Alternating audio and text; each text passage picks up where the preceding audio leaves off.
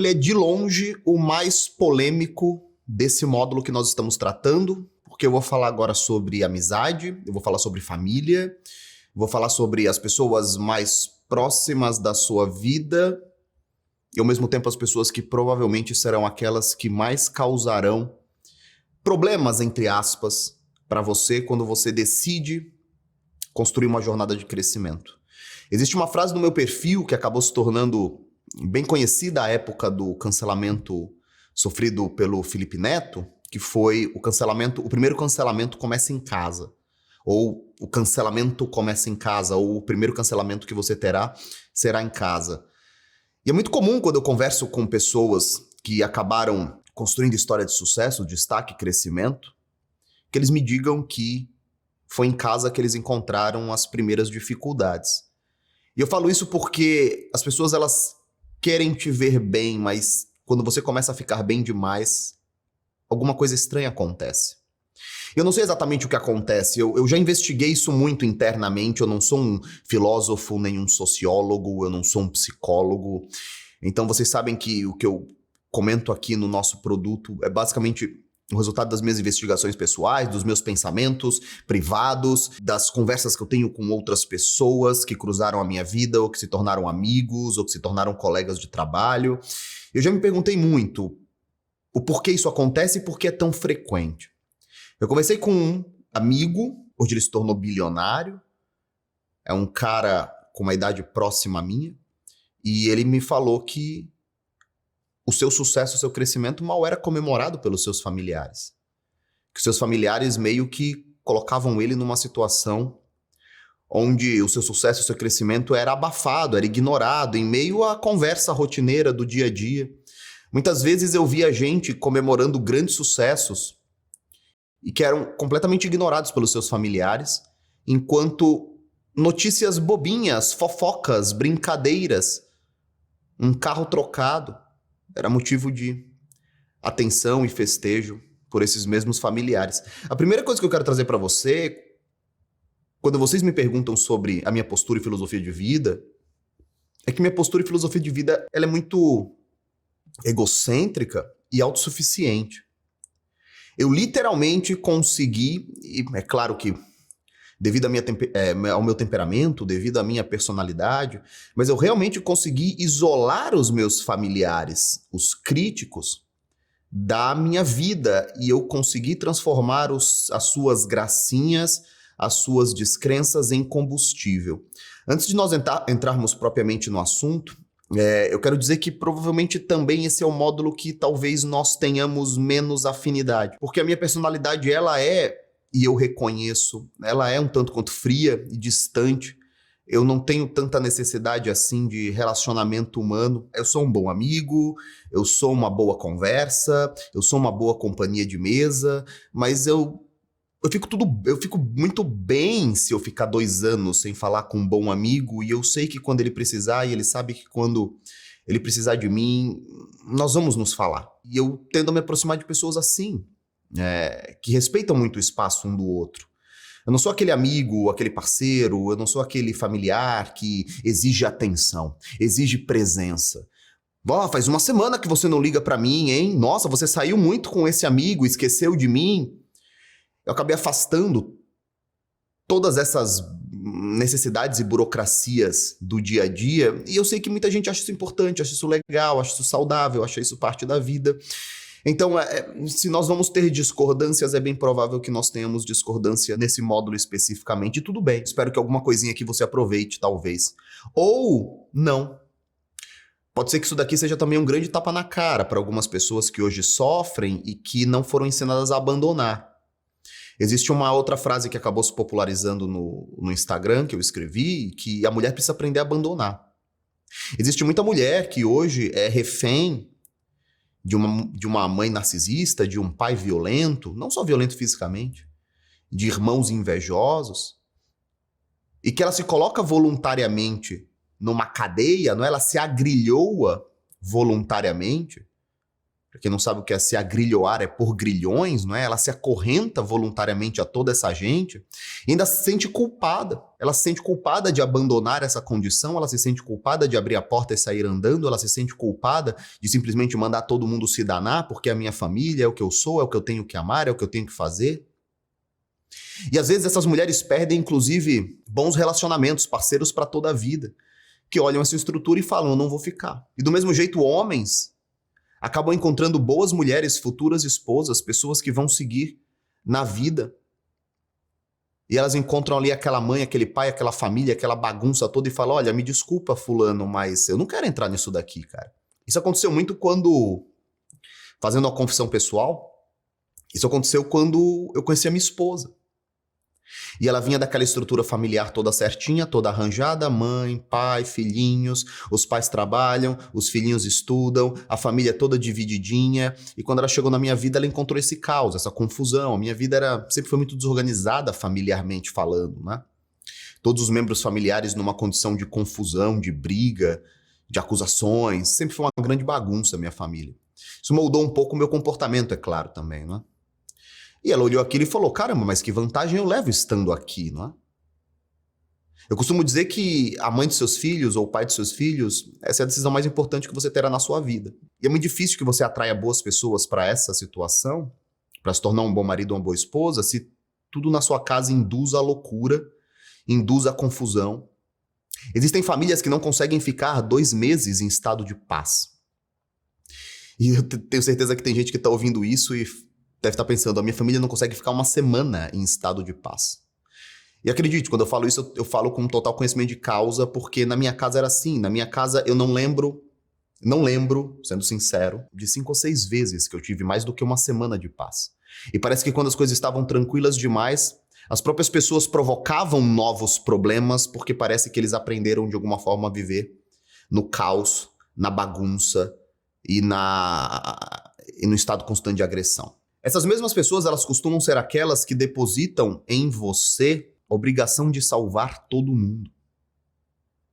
Ao mesmo tempo que elas te atacam se você quer estudar, se você quer trabalhar, se você quer fazer uma jornada dupla, se você não quer se divertir tanto assim, se você quer investir seus esforços todos num novo negócio, ao mesmo tempo essas pessoas são aquelas que esperam que você salve todos eles. As mesmas pessoas que te cancelam porque quem você pensa que é, para querer sonhar tão alto assim, para ser tão diferente da gente, para dizer que vai sair daqui. São as mesmas pessoas que esperam no fundo que você dê certo porque você também arranja um pouquinho a vida delas. E essa é a principal escravidão que muitas alunas minhas mulheres sofrem, por exemplo. Que é a ideia de que eu não posso abandonar minha mãe, por exemplo. Eu quero trabalhar, quero me desenvolver, quero casar, quero estudar, quero ser bem-sucedida, mas eu não posso abandonar minha mãe e meus irmãos, porque, caramba, eles... E aí você vê um monte de adulto dentro de casa que não trabalha, que se escora, que recebe pensão, ou recebe um único salário, ou recebe, enfim, um monte de adulto maior de idade dentro de uma casa, improdutivo. E aí você vê aquela mocinha ou aquele rapaz que tem tudo para crescer, e o cara ou a moça tá amarrado naquele ambiente. Então, eu poderia falar coisas muito mais duras aqui, mas eu não quero também abrir tanto assim a realidade, ao ponto de quem tem uma vida mais organizada acha que eu estou exagerando, porque as pessoas não são capazes de entender como a confusão pode atrapalhar a sua vida. O primeiro cancelamento ele vai começar em casa. E ele começa em casa porque, na minha opinião, um grupo muito pequeno de pessoas será realmente bem-sucedida. O sucesso não é natural, o sucesso é uma exceção, a riqueza é uma exceção. E a riqueza é estranha àqueles que não são ricos. Então, sendo sincero, se você está numa família de professores, funcionários públicos, pessoas que ganham 2, 3, 4 mil reais, se você falar para elas que você vai estudar e vai passar num serviço público e ganhar 10 mil reais, elas vão falar para você, caramba, legal, que grande sonho, vai viver bem pra caramba, hein? Ou não esquece do churrasco. Mas se você falar para elas que você vai que o seu sonho é ganhar 1 milhão de reais por mês, você só vai irritá-las. E você vai irritá-las porque não será exatamente muito bem compreendido. As pessoas vão achar que você está tripudiando da realidade delas. As pessoas vão achar que você acredita que é muito melhor do que elas, porque cá entre nós, você nasceu no mesmo lugar que elas, estudou na mesma escola que elas, vive no mesmo teto que elas. Por que você vai ganhar R$ 1.000.000 por mês e sua irmã vai ganhar 3 mil? Eu demorei muitos anos para entender uma coisa. É típico do empreendedor, do sonhador, é típico daquela pessoa animada, aquela pessoa que quer trabalhar, que quer construir, é típico dela dividir com os outros, seus amigos, seus familiares, dividir seus sonhos. E eu fazia isso o tempo todo. Eu estava sempre dividindo os meus sonhos. Eu estava sempre dizendo, quando eu estava quebrado, que eu seria rico. E as pessoas vão usar essas afirmações que você faz contra você. E elas vão ser aquelas pessoas que vão te encontrar e vão sempre falar, e aí, já tá rico? E aí, já tá rico? E aí, já tá rico? Quase que dizendo, e aí, quem é você para tentar ser tão diferente da gente? O primeiro aprendizado que eu tive, que eu quero transportar aqui para vocês, é o seguinte. Existem 2 tipos de pessoas. Na verdade, devem existir muito mais tipos, né? Mas eu quero falar sobre esses 2 tipos específicos. Existem as pessoas agressivas, existem as pessoas que utilizam a brincadeira, utilizam a chacota, utilizam esse veneninho do passivo-agressivo como combustível. E essa pessoa, quando alguém falar, e aí, já tá rico, ela vai ficar puta, ela vai internalizar, e ela vai usar aquilo como combustível, ela até sente falta quando não tem ninguém tirando uma ondinha da cara dela. E existe aquela pessoa que é mais frágil. Aquela pessoa que vai ouvir isso e vai se sentir mal. Por algum motivo, desde muito cedo eu sempre usei gracinha como combustível. Sempre. Eu tenho muitos defeitos. A minha esposa costuma falar isso. Ai, cara, você tem muitos defeitos, mas se existe um defeito que você não tem, é baixa autoestima. Eu sempre vi alguém fazendo uma gracinha de mim, e foram muitos, e eu ressignifiquei aquilo com seu filho da puta, você vai ver o que você tá falando. Eu vou esfregar na sua cara os resultados. Você acha que eu não vou ter dinheiro? Eu vou ter muito mais dinheiro do que eu tô dizendo, eu vou esfregar na sua cara. Isso é saudável? Não. Isso é cristão? Não. Isso te traz felicidade? Não. Mas sempre foi o meu combustível, sempre foi o meu motor, e eu não tô aqui pra pagar de bom moço, eu tô aqui para falar exatamente como é que a minha cabeça funciona. Para essas pessoas que se assemelham com esse tipo de postura, e a maior parte são homens, poucas mulheres eu vejo assim combatendo, crescendo, querendo machucar. A da mulher é mais típico o acolhimento, o abraço,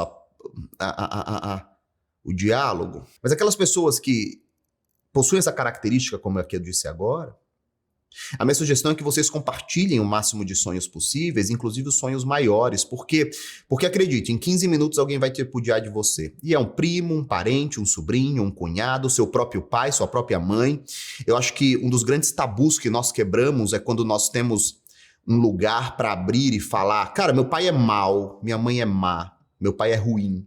Eu sou grato porque meu pai me sustentou, eu sou grato porque meu pai me alimentou, eu sou grato porque meu pai me criou, mas ele é um cara mau, ele é um cara ruim, minha mãe é uma pessoa ruim. Quando você tem liberdade para falar esse tipo de coisa, você começa a tratar de um problema que poucas vezes as redes sociais ou os seus próprios amigos estão dispostos a lidar. É um quarto muito escuro, entendeu? É um armário que ninguém quer mexer. Então essas pessoas que crescem diante da provocação, que crescem quando alguém faz uma gracinha, eu recomendo que você compartilhe a maior parte possível dos seus sonhos. Agora, um grande aprendizado que eu tive, e que hoje eu aconselharia meus filhos assim, é que se não está na tua personalidade, se não está no teu temperamento, se não está na constituição da sua personalidade, ser alguém combativo, ser alguém que gosta de agredir e ser agredido, ser alguém que gosta de trucar, dobrar a aposta, o silêncio é o melhor remédio. E é difícil porque o silêncio ele também aprisiona. Você murcha.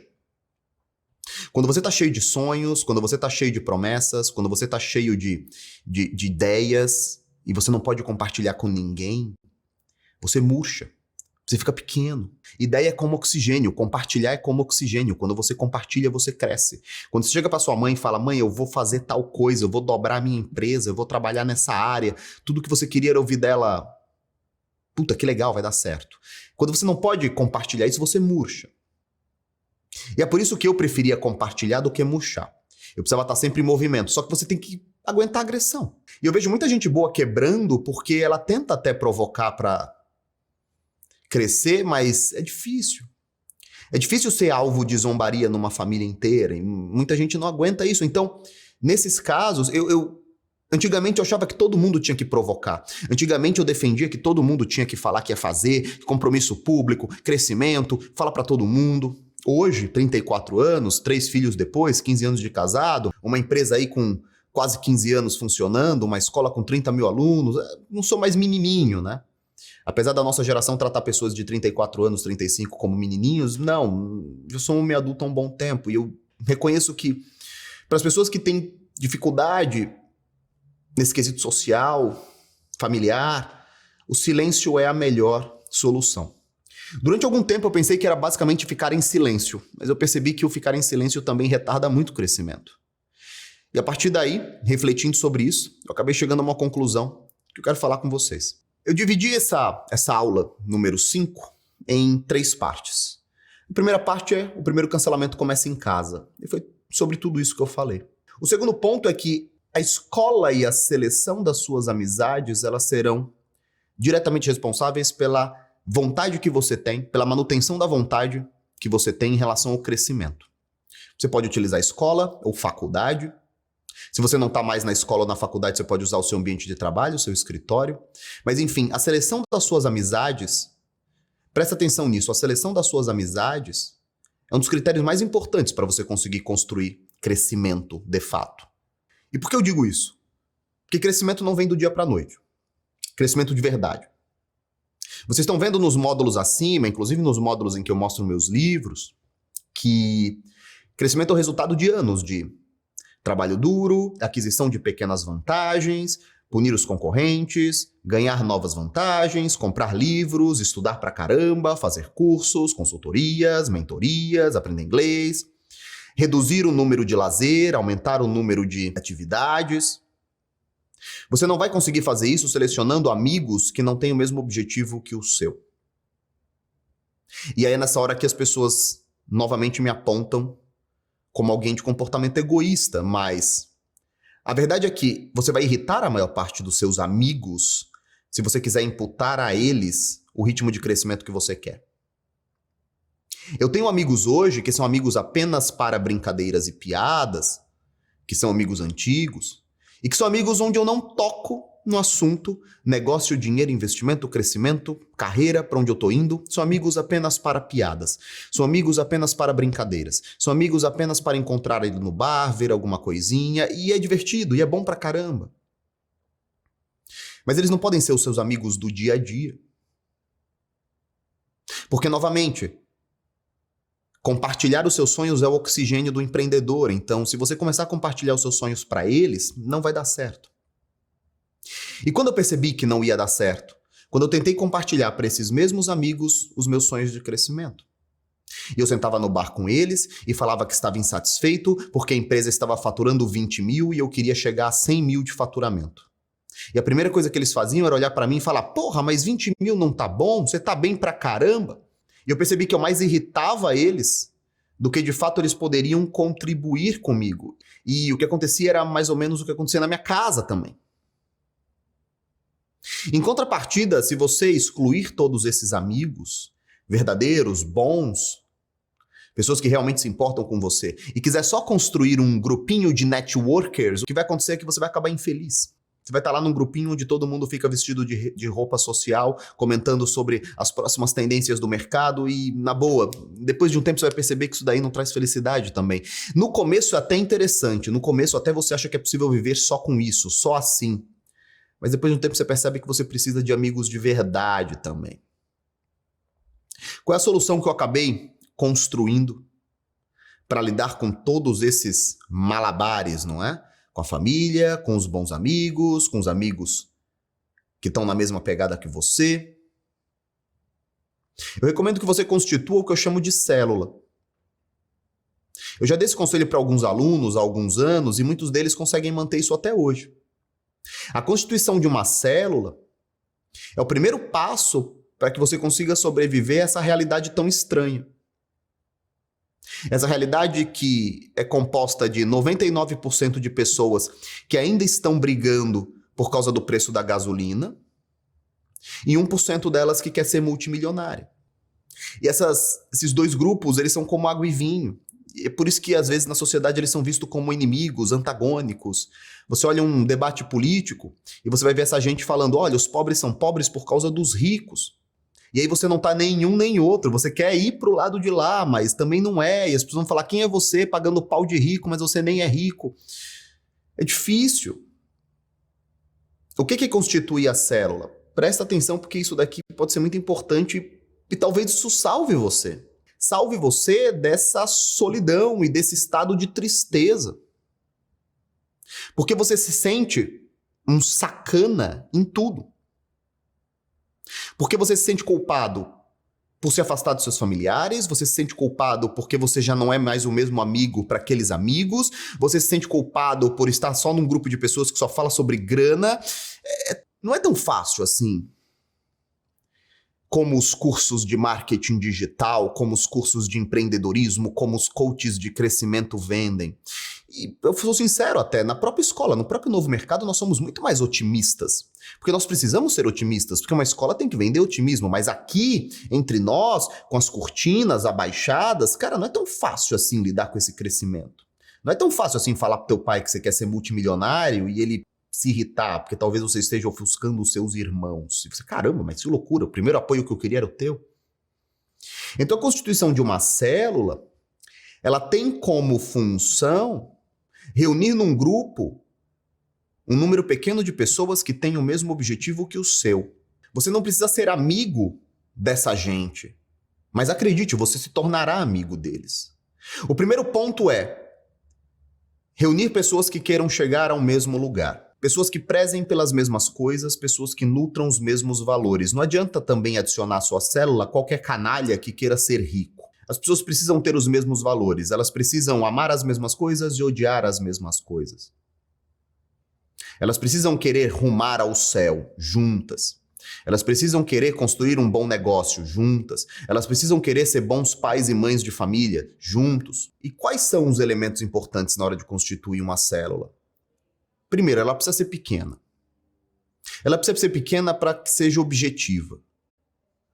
Se você reunir 20 pessoas, vocês não vão transformar isso numa célula objetiva, vocês vão transformar isso num grupo de bate-papo.